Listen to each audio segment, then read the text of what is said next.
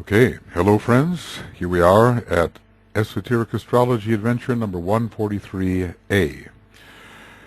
Page 596. Excuse me. Been talking quite a bit today here. DK summarizes this process of receiving the will, and I've wondered whether it can be related to 5 stages which can be placed on the Dorje on page 610, transmission, reception, absorption, relation, and living activity. And this I have discussed in the last part of the last program. But it all boils down to the idea that you have tremendous mysteries here. The method of invoking the will is one of invocation and evocation, the method of accessing the will, and there is one of the most important clues to the evolutionary process through invocation and responsive evocation. If we look at it, we realize that on the moon chain and in an earlier system, animal man aspired. There was no intervention of the solar angels, and so it was that there was an evocation of the highest aspect of his nature. And a causal body was formed, and the union of spirit and matter proceeded. There's the key to the mystery of time and space that is mystifying. I've thought much about the mystery of time and space, but very little concerning this Dorje diagram. The Dorje diagram is this one, or let's say this one. And we have reviewed some of the possible modes of transmission here involving greater sources than simply one star of the Great Bear. And the key, the solution to all problems, and I discussed that in terms of the ring pass knot in which we live, and how the problems of that ring pass knot may indeed be addressed by understanding the energies that are available to the ring pass knot and what sources they come from and how they reach the point of focus on which we are living and where our problems are found. But as DK tells us, the factor which is of major importance is that the whole matter is an expression of the will, and that's precisely what this section of the book is dealing with.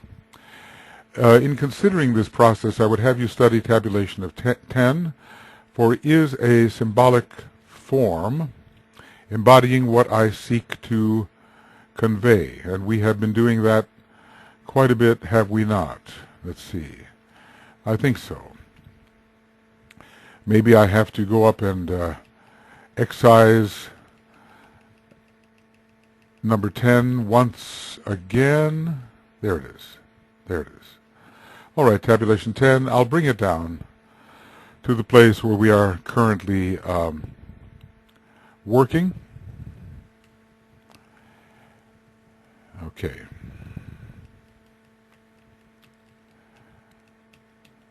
Right. I would have you study Tabulation 10. So let's do that. We'll put it right there. For it is a symbolic form embodying what I seek to convey. And what I've done with Tabulation 10 is I've talked about some different ways of viewing this tabulation, different ways of understanding it, with greater sources conveying the rays than simply one star of the Great Bear. Which, as I say, until I'm corrected, it kind of offends my sense of proportion. Whenever I see a diagram in which the tail is wagging the dog, in which a lesser power is somehow controlling a greater power, I worry about it a bit and I try to find another solution. I would point out, he says, that the will aspect, as it is embodied in the rays and transmitted by the constellations, works out destructively when concentrated through an orthodox planet, and constructively when concentrated through an exoteric planet. I guess the orthodox planets tend to feed the elemental nature which rebels against the inner soul directive. So this is an interesting idea.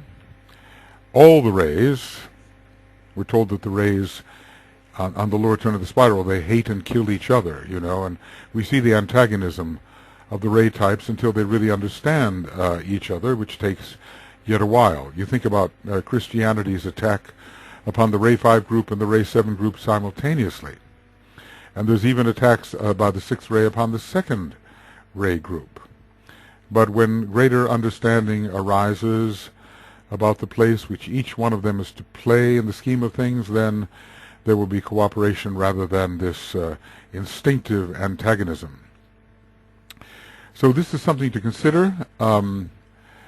The ray energies, as transmitted by the constellations, work out destructively when concentrated through an orthodox planet, and constructively when concentrated through an esoteric planet. The soul is the builder.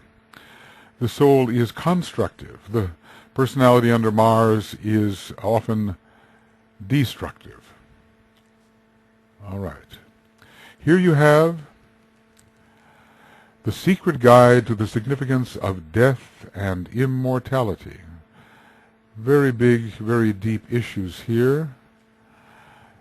This is something which the average astrologer will be unable to prove because the cycles involved are too long. And we have not studied these yet. We've really been studying astrology scientifically. Well, have we ever? It's only in our day and age, just a few hundred years. Maybe in the ancient Chaldean times there was much more science and much longer periods in which to arrive at astrological judgments.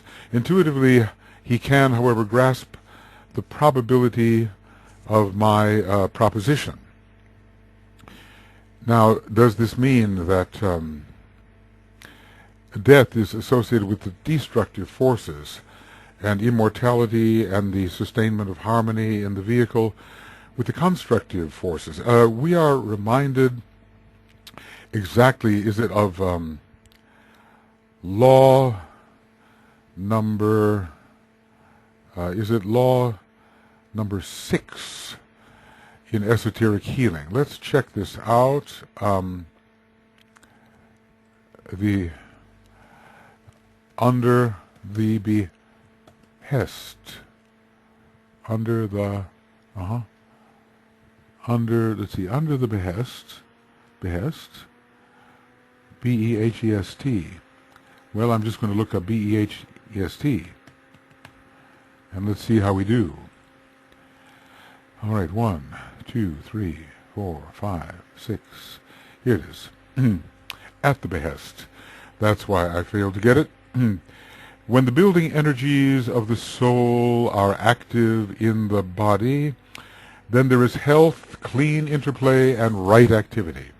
When the builders are the lunar lords and those who work under the control of the moon and at the behest of the lower personal self, then you have disease, ill health, and death. I think we can certainly correlate this statement with what is just being said with the ray and constellational energies coming through the non-sacred planets, giving us destruction, ill health, disease, and death, and the disintegration of the form, and possibly immortality when there is a constantly constructive force. One may have wondered how some of the masters can choose a conscious immortality in a vehicle if they deem it wise to do so. So we will be unable to prove, he says, but may I remind you that our theme is the divine plan, purpose, and will.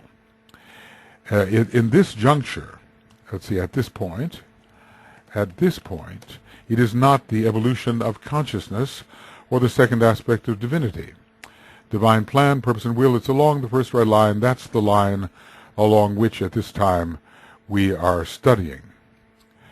We are attempting to, in some measure, to formulate the life of the Father, the will of the monad, and the purpose of the Spirit. All of these are equivalent terms in a way, especially when capitalized Father, monad, and Spirit. We are trying to formulate the life of the Father aspect the will of the monad and the purpose of the spirit. Father, monad, and spirit are so close to the essence of being that the will tends sometimes to be conflated with the idea of being, since it is the first expression of being. In all these, the three aspects of the will, that is, lies germinating the seed of the next solar system. It will be a first-ray solar system, which will mean that although the soul ray of our solar logos will remain the second ray necessarily, its personality ray will probably be the first. I suspect that's how it will happen. The seed of the next solar system, the third, and the fruition of the personality manifestation of the logos. Well, the fruition of the personality manifestation, it's now a second-ray personality, that can come to fruition under the will to fulfillment. But anyway, we're speaking of that subtle quality which will be responsible for the type of life lived in the next solar system. Of course, this is trillions of years ahead, according to the Brahmanic chronology. We need, therefore, to formulate the interpretation of the seven rays in terms of the will, and not of love or consciousness. And this we will now attempt to do, so it will be abstruse, of course. Formulation of the seven ray energies in terms of the will. My autocorrect has stopped working, and I can't turn off the computer, so I'll have to type out tediously such things as the one about whom naught may be said, and the seven solar systems, of which ours is one. Okay. Ray 1. The ray of will and power. The energy of will or power. This ray is outstandingly related to the will which conquers death, thus related to Capricorn. It is nevertheless the ray of the destroyer. So how, if it destroys, can it conquer death? Well, we know it destroys that which brings death to being consciousness. It destroys that which brings death to being consciousness. I always dislike typing out consciousness. There's so many ways you can go wrong typing out that word. It's so much easier when one can do CONS, but it's not working right now. In this connection, I would remind you that the human attitude that death is the destroyer presents a limitation and erroneous point of view. Really, says DK, it is just the reverse. The first ray destroys death, because in reality there is no such thing. This is an amazing statement, and again relates to formula number 6. There is no such thing as death, he is saying, and the first ray destroys, I suppose, the illusion of death. The concept is all part of the great illusion. It is a limitation of the human consciousness, and is basically connected with the brain and not with the heart, as love, in a way, overcomes death. Love conquers all.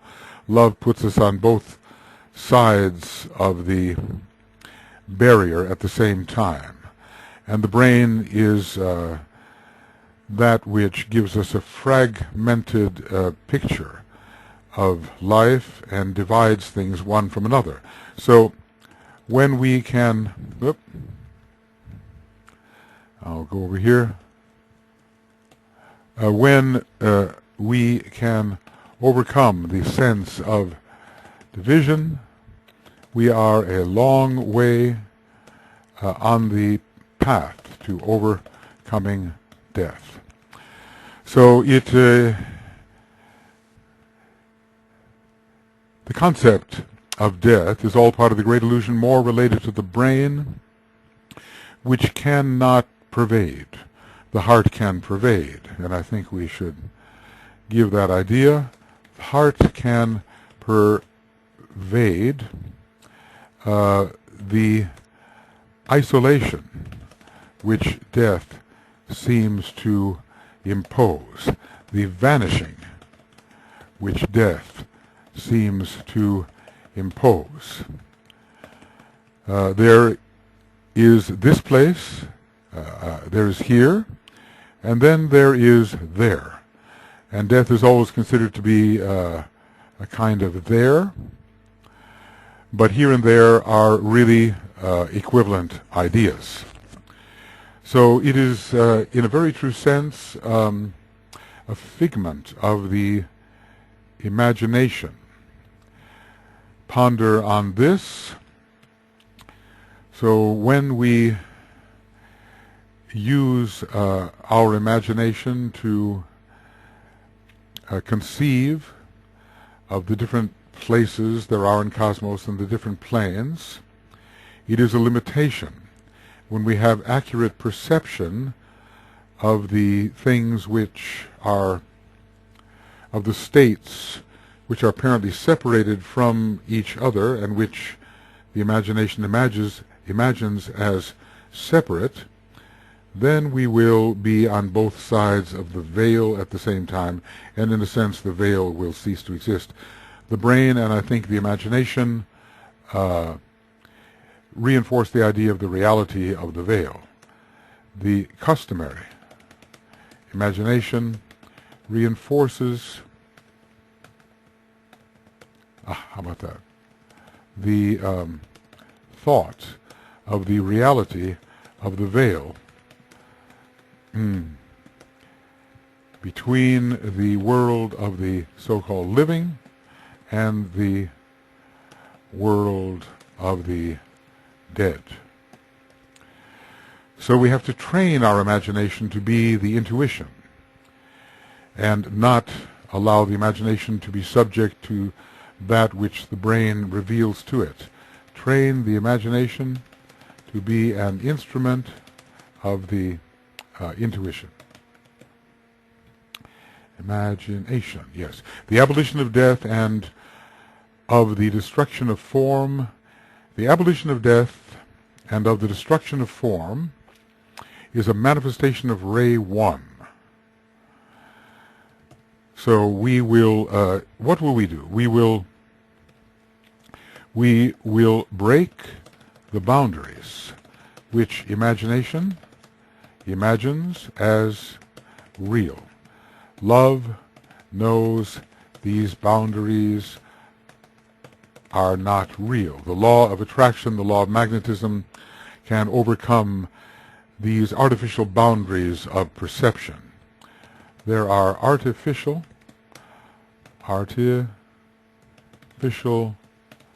boundaries of perception which can be negated through intuition and love. Artificial. Okay. For it brings about in reality the death of negation. That's why Master Morya uses the term, Master M, it's a little harder for me to type here without the autocorrect, but Master M tells us that the great mantram is yes, yes, yes, and equivalent in a way to the meaning of the Om. This is a first-ray mantram,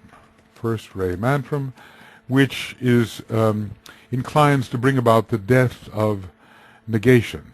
Death, as usually understood, says we cannot be in contact.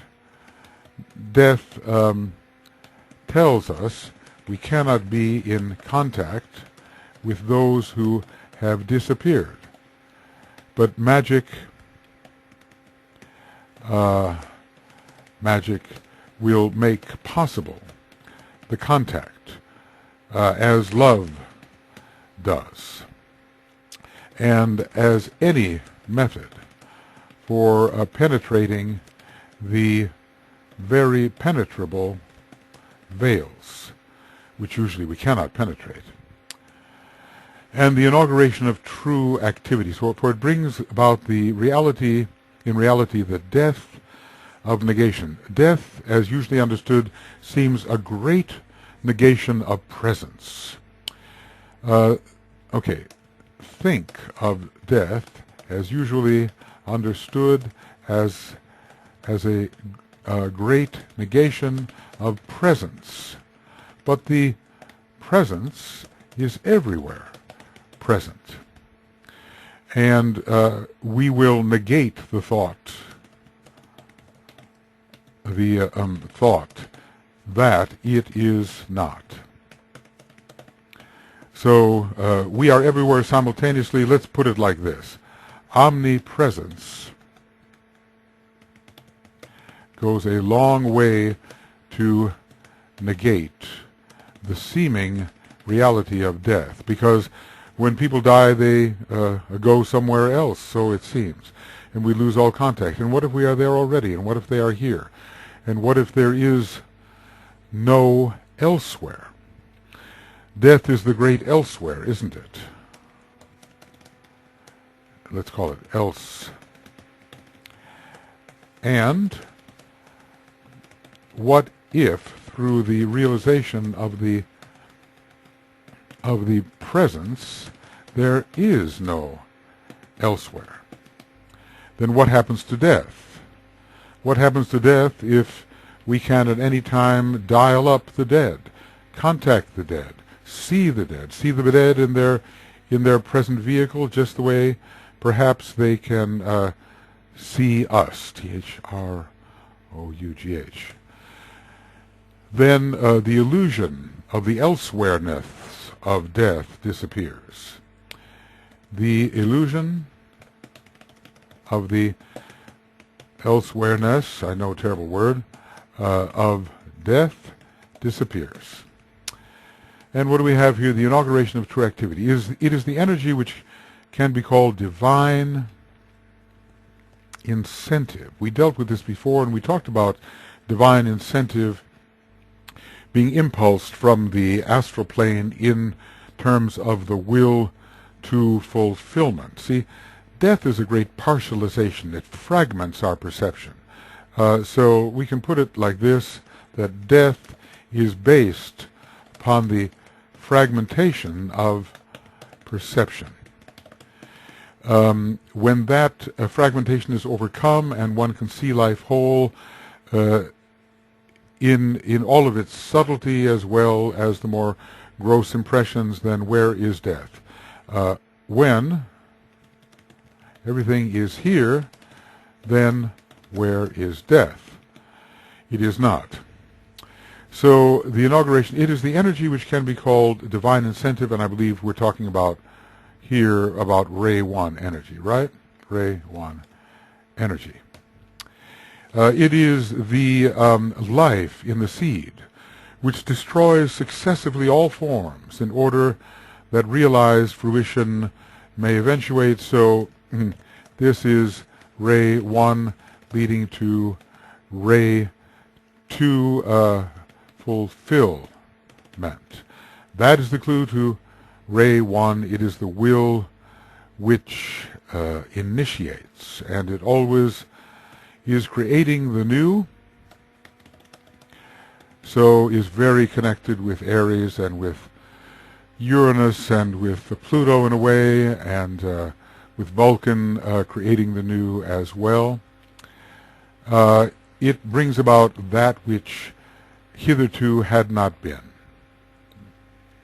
So it initiates that which hitherto had not been or had not been perceived. So DK is giving us a different view of these rays, not so much in their consciousness aspect, but in their relation to the will, what they actually accomplish in time and in space. So, the energy of will and power outstandingly related to the will which conquers death. When we look at the second ray, today as regards humanity, its highest realization is initiation. Well, after all, if this ray 1, if ray 1 from the perspective of will is the will to initiate, then initiation is the highest realization, because through initiation we have self-initiated a new dimension to enter. Through initiation we have maybe I should put it this way, self-initiated the process of entering into a new dimension. Initiation. I am certainly appreciating my autocorrect, but when other things are happening, and namely there's a transfer going on and a conversion going on which takes some hours, then the computer cannot be turned off. Okay. Ray 2, the energy of love, wisdom. From the, again, always from the perspective of will.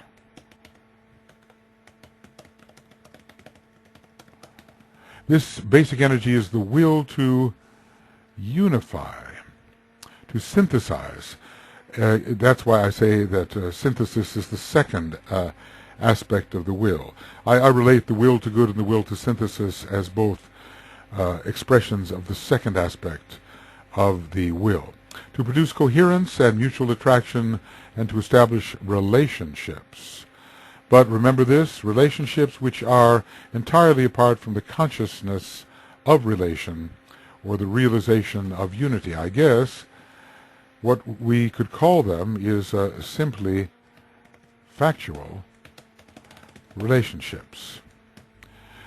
So the will to bring together, to unify, to make all things one, to produce that magnetic attraction which holds things together and prevents such fragmentation, prevents fragmentation. We have mutual attraction and the ending in harmony of the factor of rebuff.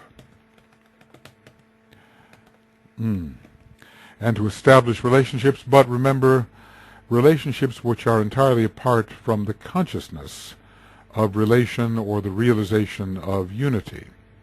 Simply factual. It is the fact of unification as seen from the beginning in, well, let's call it, in the divine standing wave of purpose, and as existing forever, ever and forever in the mind of God, whose will embraces past, present, and future, and whose mind does not think in terms of evolution or a process. Well, in terms of being, pure being, there is no evolution or process. Or I really want to say progress as well. This is a very relative idea. When there is limitation and fragmentation, then we think in terms of evolution and progress or process. But in the world of being, there is but one reality which is changeless. That, of course, is the great intuition which we must come upon gradually and make an ongoing perception, a continuous perception, a continuity of realized synthesis. This is what we have to achieve. So there is unification from the beginning, because the purpose holds all things in unification, and only in the fragmentation of the lower worlds do we have a kind of incoherent separativeness. The mind of God holds ever this factual unity. Let's say that. The mind of God, okay, I'm still hoping for the autocorrect, holds ever the realization of factual unity synthesis. Whoop. So this mind embraces the past, present, and future. Of course, what is God here? Is it some limited being, or are we talking about the God of the entire universe, or of all universes? Whose will embraces past, present, and future, and whose mind does not think in terms of evolution or of process. It thinks in terms of the of bringing that which is below into conformity with that which is above. It thinks of bringing that which is below into conformity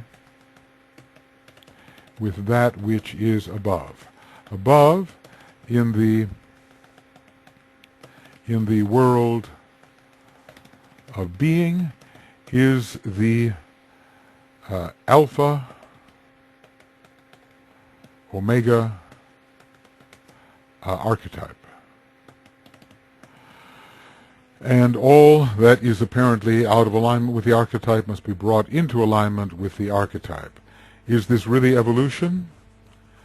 Or is it simply a grand experiment in the play, the dance, the song, the music of the creator, resolving all apparent dissonance into harmony with the archetype and into, finally, identity with the archetype? The process is inherent in the seed.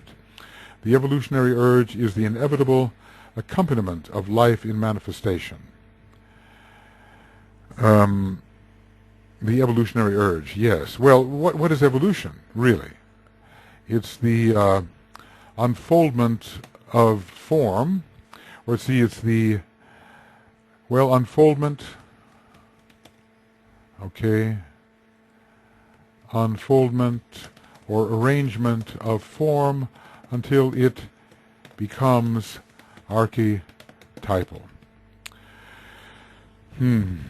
Again, the seed is mentioned. Interesting about the seed.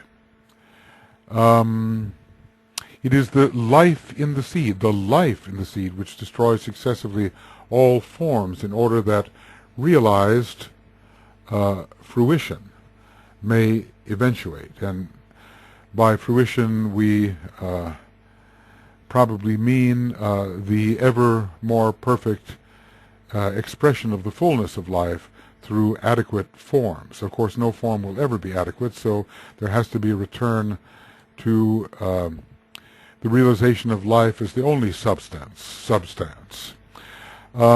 this is the will to unification. We use these in our full moon all the time, full moon work. These types of will can come from the different souls and their rays, but they, in a way, have a much higher origin than the soul. Today, as regards humanity, its highest expression is the mystical vision, which I suppose is the vision of the factual unity which purpose embraces. All right, then we go on to ray 3. It is the energy of active intelligence, also called abstract intelligence, also called creative intelligence. This is the will of conditioned purpose. Well, its purpose subject to conditions, I suppose. Purpose, which is Uranian, is subject to conditions which are correlated with Saturn.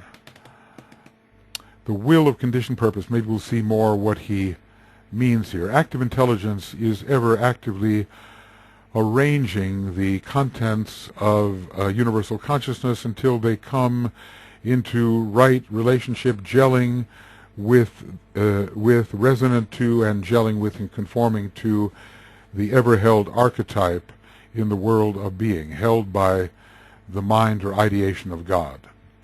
These factors, which are working out through the medium, its medium, these factors which are working out through its medium are the forceful carrying forward of the recognized plan, because forceful because it's still connected with the first ray, the forceful carrying forward of the recognized plan with a goal intelligently conceived and an active incentive which carries the process intelligently forward on the strength of its own momentum. Well, a great abstract mind is at work here who has seen very much of the concrete examples of this working out and is then able to put the process into convincing abstract terms. The energy of active intelligence, this is the will of conditioned purpose, purpose subject to conditions. And let's just say that plan subjects purpose to conditions and to time and space. In a way, in the world of being, purpose exists from beginning to end, and in a way outside the developmental realms of time and space. It is simply sustained. The factors which are working out through its medium are the forceful carrying forward, so it's on the hardline rays, of the recognized plan, the actions which must be taken to manifest purpose, the actions which must be taken to manifest purpose, with a goal intelligently conceived, so it's doable in terms of the law of economy. We can put that in. Doable in terms of the law of economy, and an active incentive which carries the process intelligently forward on the strength of its own momentum.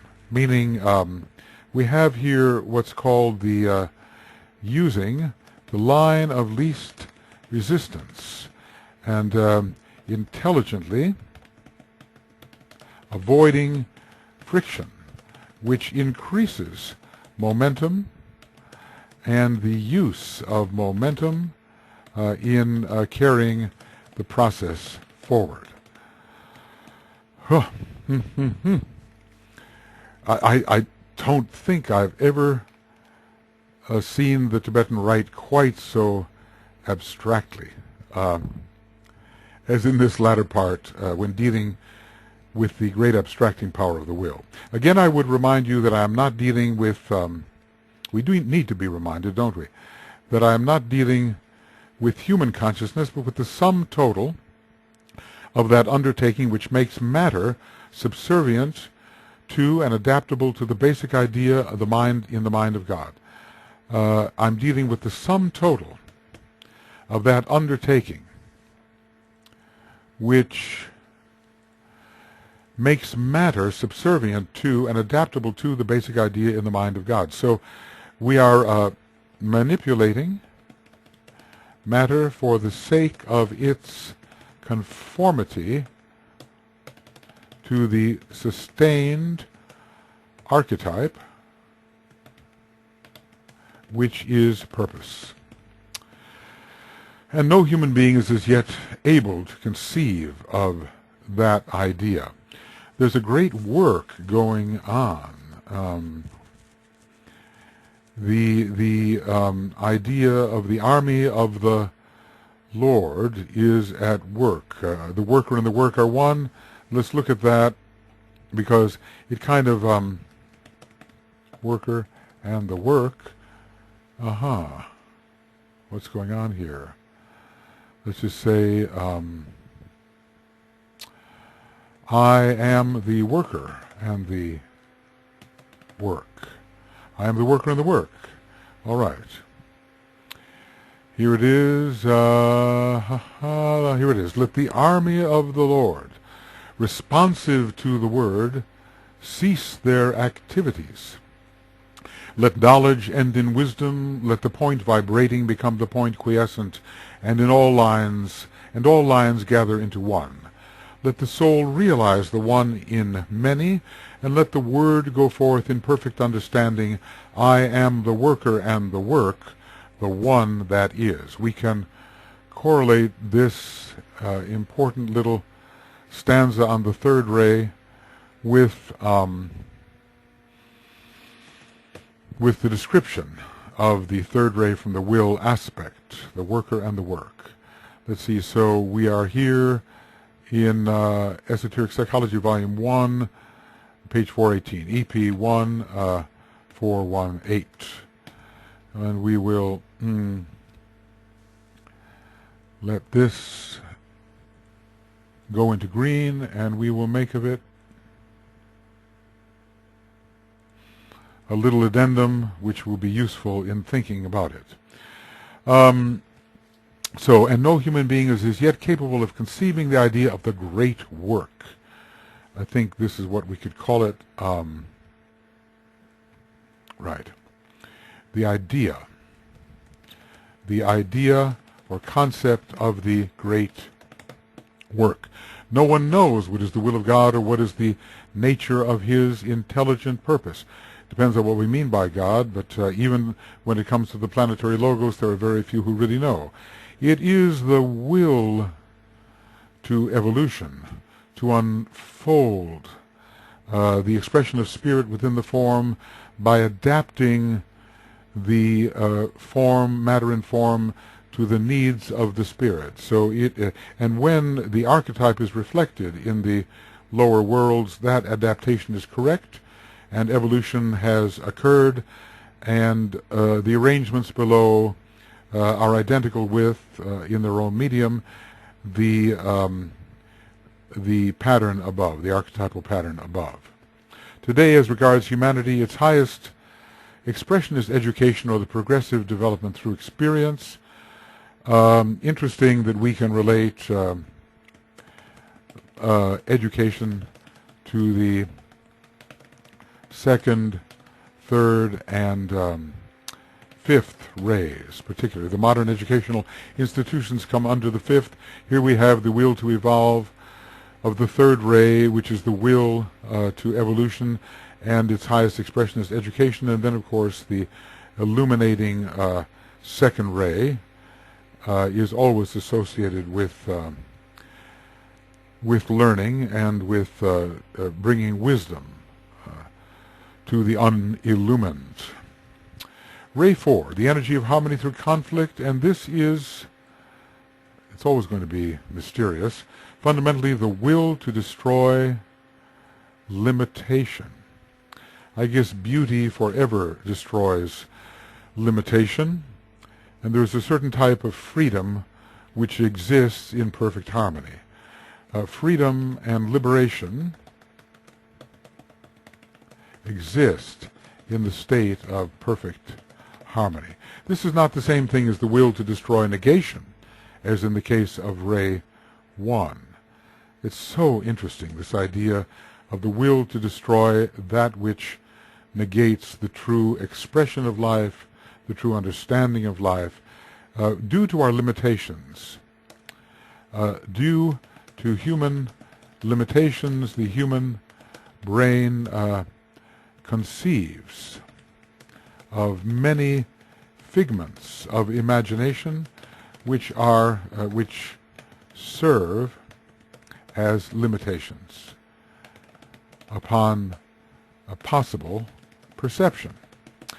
So this is the will to destroy limitation. I think it's much related to the Buddhic plane. Again, we have the idea of Neptune, I think, connected with the Buddhic plane.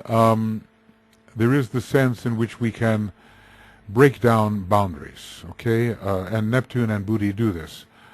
We break down or dissolve boundaries which give us the illusion of limitation. So this is not the same thing as the will to destroy that which negates the livingness of life. Let's see.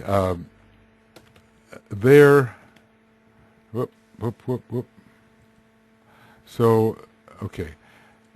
There is that which negates the realization of the livingness of life, And it negates life expressing itself livingly, if I can put it like that. This is the will to destroy negation. In other words, it destroys that which negates the livingness of life. So the first ray destroys that which negates the livingness of life. But we have something else here. This has to do with boundaries, we might say. Are there real boundaries? We don't want that. Are there real boundaries which limit, or through intuition and through the sense of wholeness, or through intuition and the sense of wholeness, are those boundaries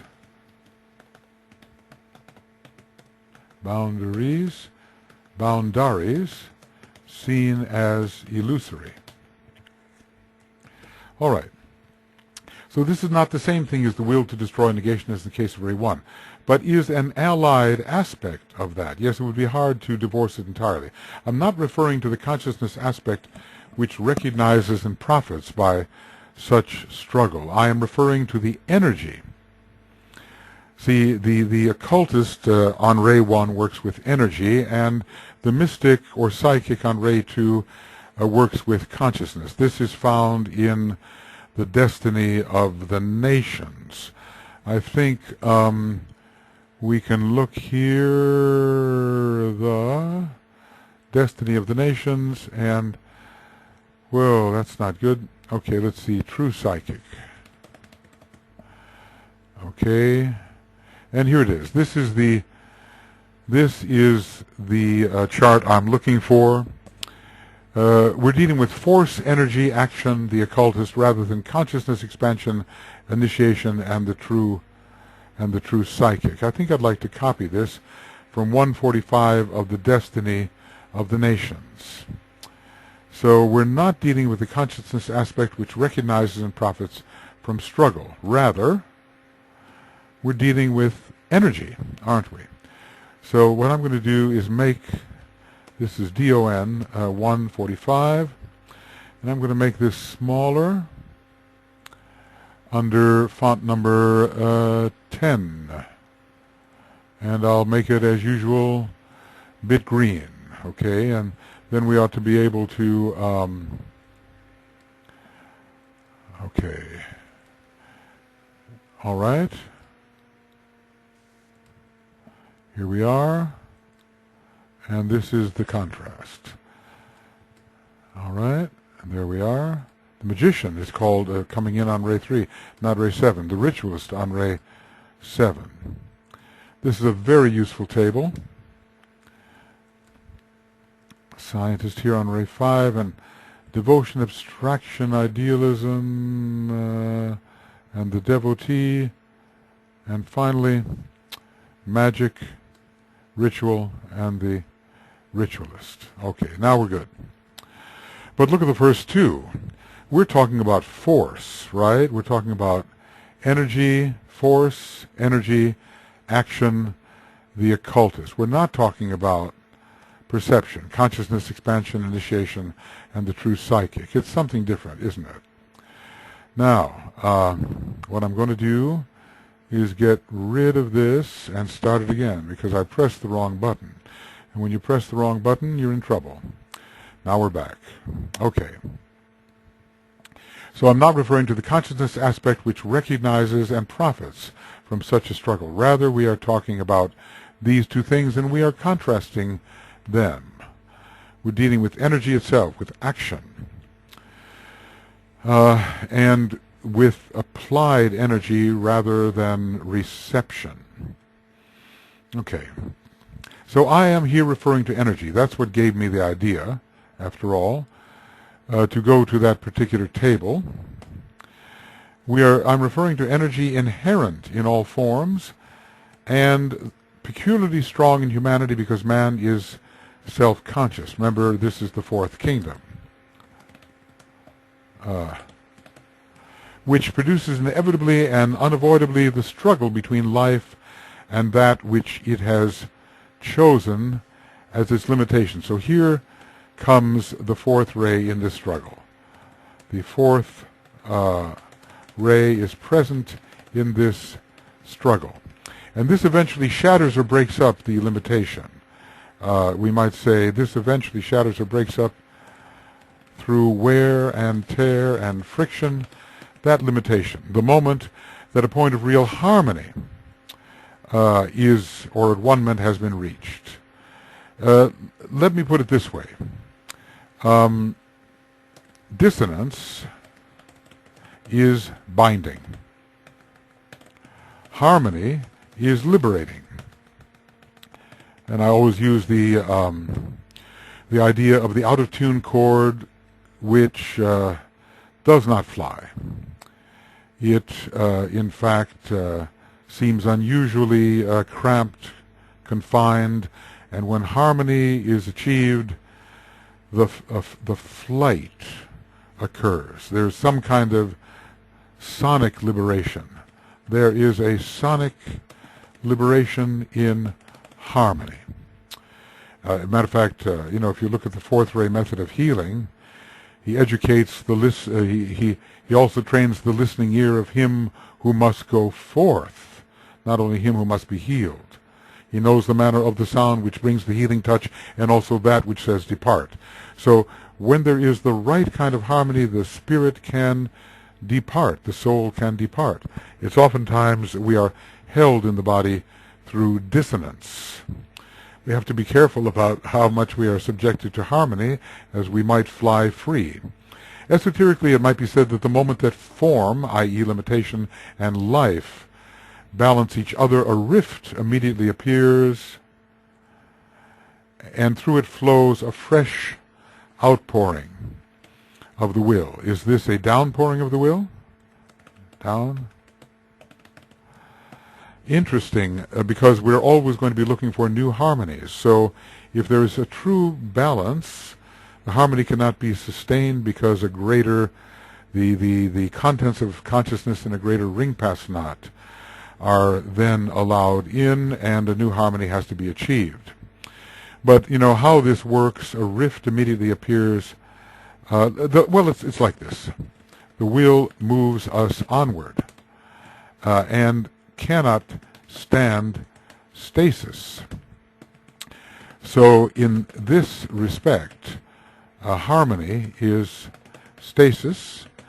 It is a beauty to be appreciated momentarily, and then there must be progress onward. Christ had to die because he had achieved harmony with the will of God, and then the veil of the temple was rent in twain from the top to the bottom. Well, you kind of wonder, which temple? Was this the temple of Ezekiel, and was it Christ, or was it Jesus? It is Christ who achieved harmony with the will of God, but in what manner did Christ die? He certainly didn't die in any bodily form. He was absorbed into the will of God. Is that a kind of death? Christ had to die because he had achieved harmony and with the will of God, and then the veil of the temple was rent in twain. Well, the temple is usually considered the Temple of Solomon, but what happens on the higher monadic plane when one begins to take the seventh initiation? Is the veil of the Temple of Ezekiel rent in twain? There's always going to be ambiguity here when we're talking about Christ and Jesus, or maybe Jesus the Christ. The significance of this fresh inflow of the will now appear. The stage is set anew for a fresh and renewed activity of the living principle. So once a form is harmonized from the perspective of spirit, which wishes to move on, it is useless. at least for the progressive spirit. I suppose sometimes harmonious forms can be sustained, just like a body, let us say, can be sustained as an instrument. If Master R chooses to live for 500 years in the same body, he can do that because he knows the principle of harmony. Sometimes when I've looked at his physiognomy as the Count de Saint-Germain, I'm wondering to what extent the balancing force of Libra was there. Certainly Saturn was profoundly present. Maybe Gemini, Saturn, Libra, and maybe Capricorn, I have thought. The significance of this fresh inflow of will now appear. The stage is set anew for a fresh and renewed activity of the living principle. As far as humanity is concerned, the seeds of death emerge through the medium of this ray. This is so interesting. You know, normally we're considering death coming from the first ray, or maybe through some second ray power of attraction to the other side, or maybe from some sixth ray immolation. Really, there are so many methods of achieving the death of the causal body. And the Grim Reaper death is but an aspect of this form of will. Grim Reaper is actually Saturnian, but it does create a cleavage. And so it creates through its SCYTHE, is that it? Scythe, a cleavage through which escape can be made or will can enter. Maybe they are essentially the same thing, a rift. The Grim Reaper produces a rift. This is a very unusual association, I think. And the Grim Reaper death is but an aspect of this will, conditioned by the fourth ray and emerging from the fourth plane. Interestingly, from the plane of harmony. I think it all has to do with the progressive nature of the spirit, all harmonies being temporary, and all forms serving a purpose once harmonization has been achieved. Death is an act of the intuition. The word of death is sent forth, and the mind then organizes itself and then repeats that word. And then the waiting form responds and drops away, and the soul stands free. So death is an act of the intuition transmitted by the soul to the personality and then acted upon in conformity to the divine will, by the individual will. This is the will to harmonization. It is it severs the spirit from its form after harmony is achieved. I suppose harmony would become very dull. We have to pursue new dissonances and bring them into harmony. This is the way of the ongoing development of the human spirit. We have to pursue new dissonances in order to bring them into harmony. What would it be if we remained in a fatuous harmony all the time and simply accepted our limitations? What would happen with the spirit, to the spirit which is filled with divine discontent? It would be kind of a imprisonment, would it not? We can see how much this particular approach, based on energy. Let's see, the destiny of the nations. I'll go there again. I'm probably looking right at it. There it is. Okay, it's page 145, and that's just page. Okay. Uh-oh. I think I've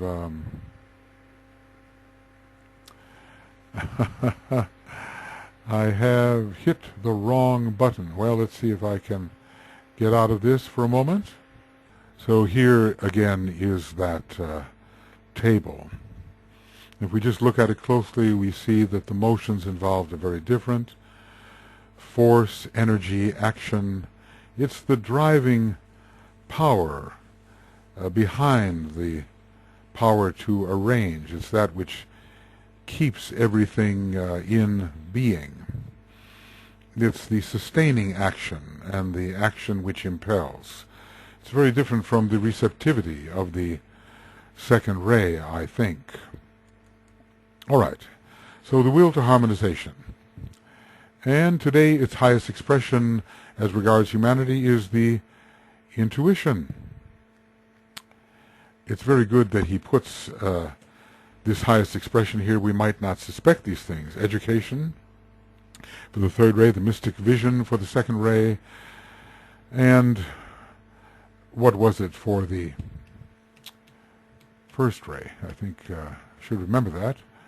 Initiation, usually associated with the second ray. Interestingly enough, the method of teaching, the highest method of teaching for the second ray, is the science of initiation, but since it's the will to initiate, we have to go always into new dimensions, and it takes the first ray to overcome any obstacle of that sort. But here we have death through harmonization. That's really what is happening with the fourth ray. I still have to work on that Grim Reaper, except there is a cleavage or a rift produced, and out of that rift the life can escape, and into it may come a great will which energizes the life so much that it escapes. So it is, let's call this death through harmonization. Highest expression, intuition, as it works out through group activity. Death always releases the individual into the group. If you think about the confinement, the confinement imposed by the ahamkaric principle, the sense of isolation, And when we die, we come into much fuller contact. Death brings more unobstructed contact and greater perception through what were previously barriers to vision and understanding. Well, but still, he is saying things that are not common at all, not expected whatsoever, so you can see how much this has to be studied with care. All right, we are at the point where we can say that this is the end of Esoteric Astrology Adventure number 143A, and we are on page 599. And beginning of Esoteric Astrology Adventure number 143B, page 599.